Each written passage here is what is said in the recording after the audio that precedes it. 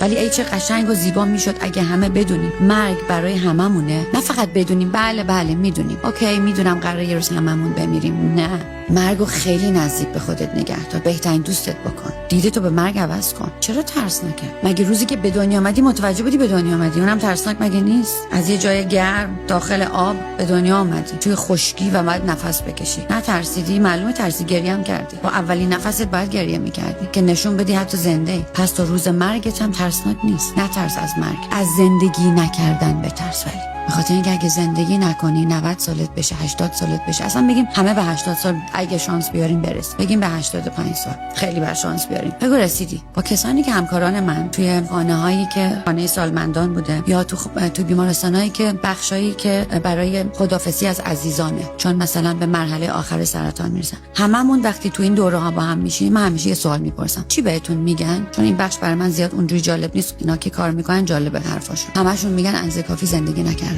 هیچ کدوم از اینا، هیچ کدومشون تا حالا یک مثال نداشتم که بگه کاش بیشتر پول درآورده بودم. همه میگن ای کاش با فلانی قرار نکرده بودم، یا ای کاش بیشتر زندگی کرده بودم، که ای کاش بیشتر عاشق بودم، ای کاش بیشتر عزیزانمو نزدیکم نگه می‌داشتم. خیلی اصلا جوونیشون از دست میدن، سر پیری تازه فکر میکنن که ای وای من چرا این کارو نکردم. هر چیزی زمان خودشو داره.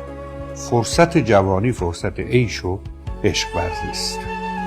از سن جوانی که بگذری خیلی از کارها دیگه نمیشه. در عیش نقد کوش. خیلی از ما فرصت‌های شادی رو برای آینده نامعلوم میذاریم. حالا بذار ببینیم ببینیم چیکار میتونیم بکنیم. بابا الان اگه میتونی از زندگی لذت ببر. الان با بچه‌هات سر کن. الان اون کاری که دوست داری انجام بده. شاید اصلا به قول عماد خراسانی شاعر جان نرسیدیم به فردای دیگر.